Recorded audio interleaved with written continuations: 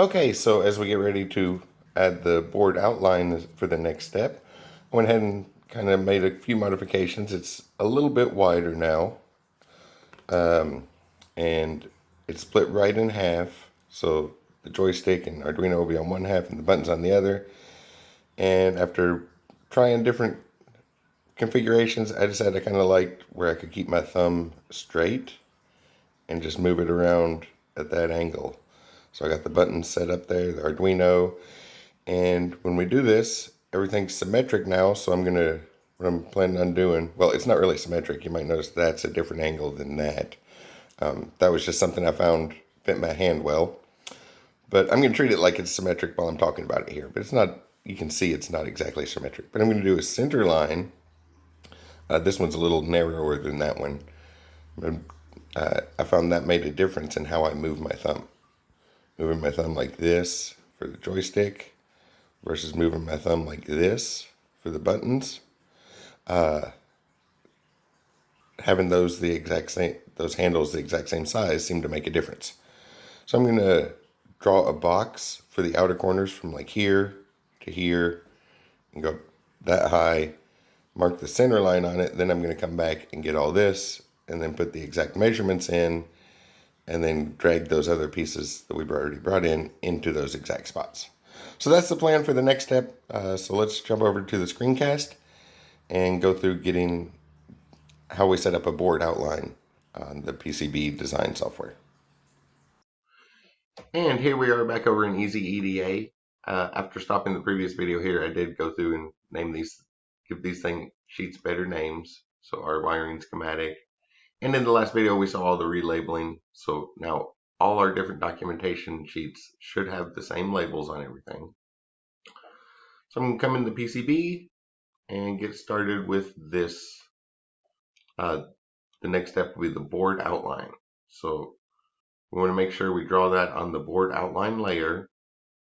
And again, we have to be very careful with everything because as the name implies, printed circuit board, we're going to send this off to the factory and they're just going to hit print on the machine and the computer is going to set everything up. So after we get finished, there's not going to be another human check the design. So they'll hit, we send it to the factory, they push print and they send us the result of it. So we're going to be very careful. So I'm going to draw the board outline up here.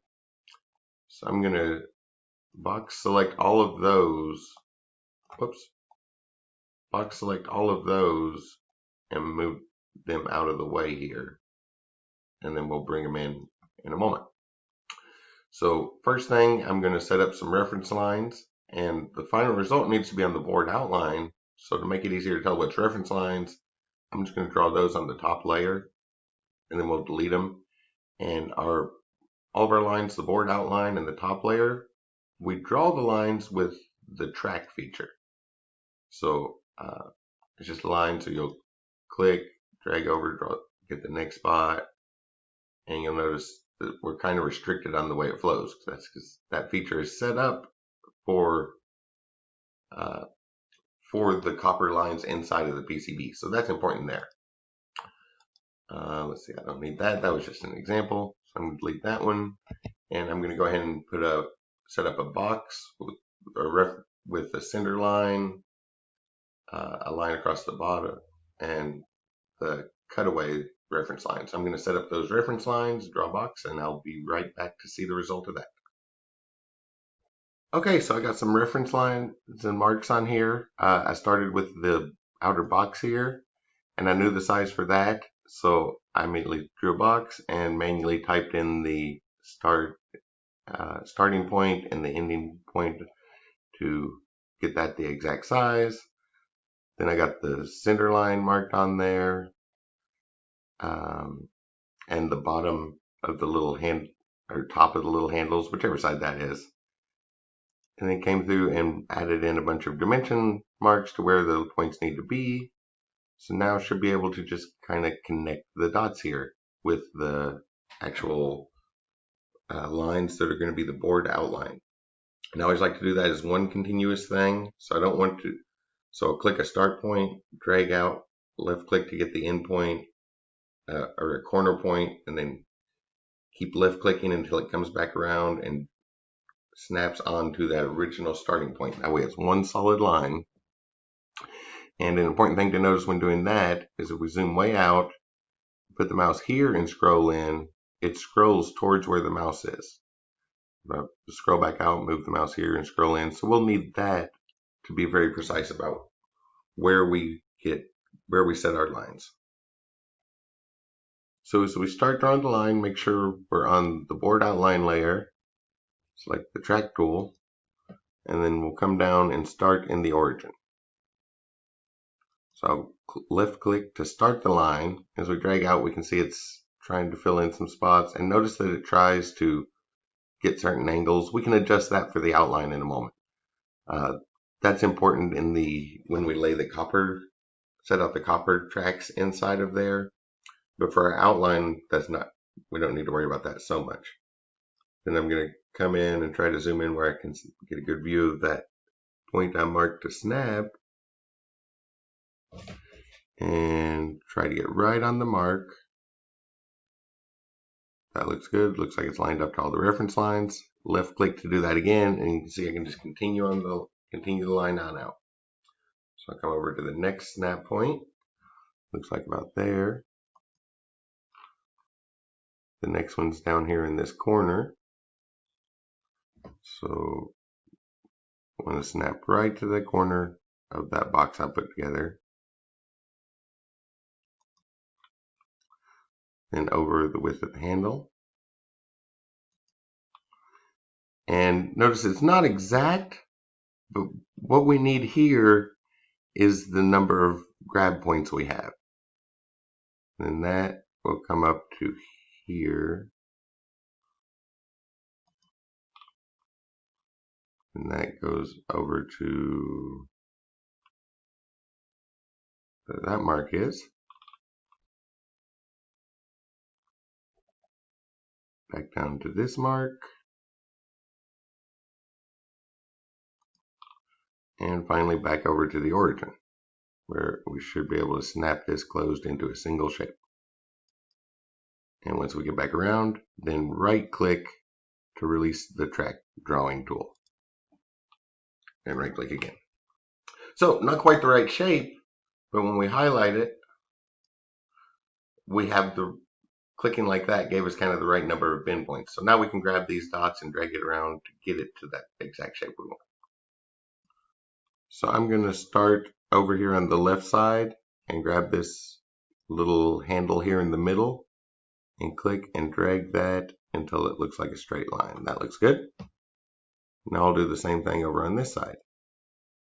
Click and drag that till it looks like a straight line. Nice and symmetric. And then this one should also be sort of straight, going up like that. And this one, straighten that back out. And there we have the board outline. So as you click to make the corners on your way around, remember, you're not necessarily worried about the final shape. The first initial laying the corners, all you want to worry about is make sure you have the right number of handles to grab. Plenty of handles to grab and set up the shape you want. So that gets us the board outline.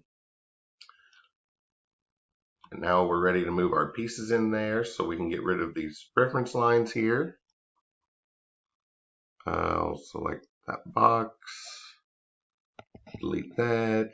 So just select all the reference material and delete that.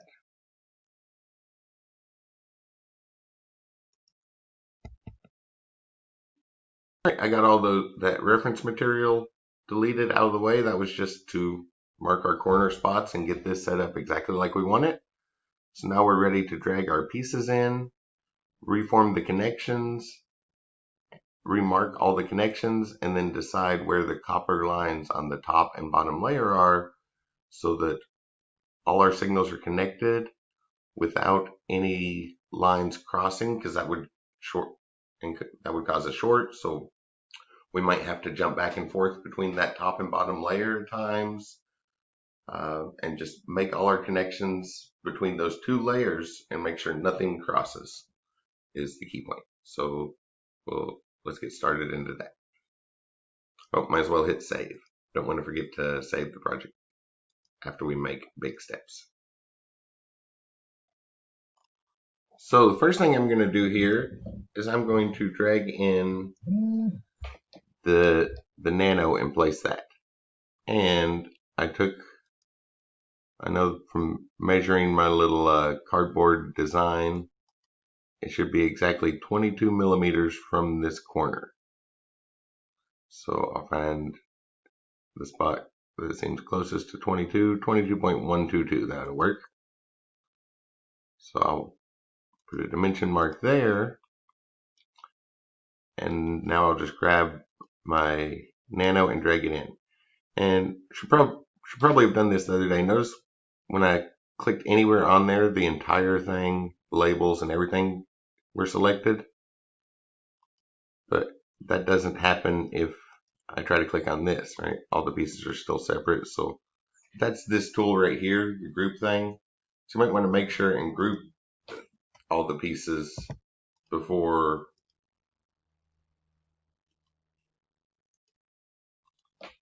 that way they all select together. And that way you can drag them all as one little piece.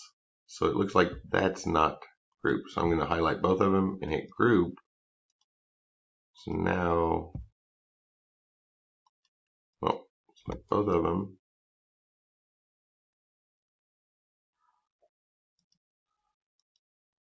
Group. Well, the label's not grouping with it. So I'm just going to select both of them together. And that way that label stays with it. And now I'm going to drag that up. Just click and drag it to get it into that position I just marked. So zoom in somewhere where we can see that exact corner.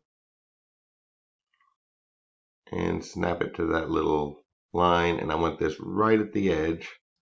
But here's the USB port, so I want that facing outwards. So with it selected, I'm going to hit rotate and rotate again and get maybe just a little bit inside that edge, but where the USB connection will still be sticking out of it, because that's going to be a hole in the case where the USB cable connects to it.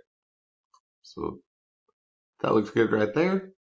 So now we just need to do that with each one of our pieces. So my next two measurements are the joystick piece will go 6.7 millimeters above this to the bottom edge of the board outline and 7.7 millimeters over from the outline of the the nano. So I'm going to grab the dimension tool and set up those reference lines. So right here on this little cutaway, I'm going to come up 6.7 millimeters.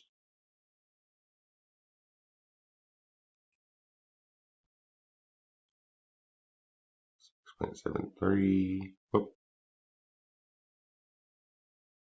that'll work. And just drag that over to leave that there. So we have that reference.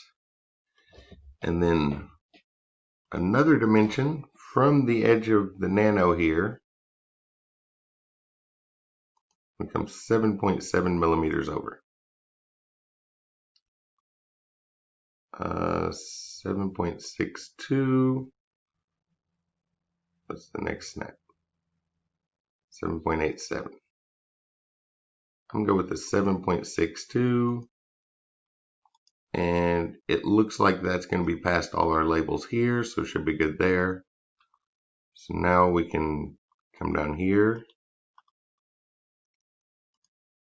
I'm going to drag that over to the center so the label comes with it. We can get everything positioned exactly later.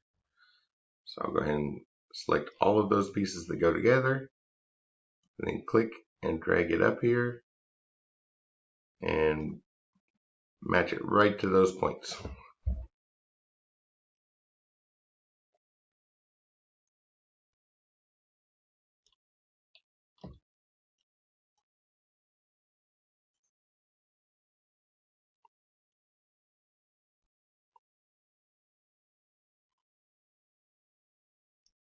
There we go. That gets that marked in, and now we can do the same thing with the buttons, which we've seen that process twice, so I'll go ahead and do the buttons. It's going to be the same thing. mark the dimensions that I measured from my little cardboard mock-up, drag this in, and then I'm going to drag the switch in and the resistor separately because I'm going to wait until I see all the pieces on there to figure out where to position the resistors. So same process, just mark the point with a dimension line, drag that in until it gets exactly in the position you want it. Okay, so now I got everything positioned and oriented the way it needs to be, and it's marked on here and clearly labeled. So once this PCB comes in the mail, I'll know where that is. And now we're ready to set up all our connections between these, and then set up the routes that the electricity will take around the printed circuit board. Being very careful to make sure nothing gets shorted out inside of that board, because again, there won't be a human check this. It's a printed circuit board. We're going to send it to the factory. They're going to push print. A machine's going to put it together, and then they'll mail it to us.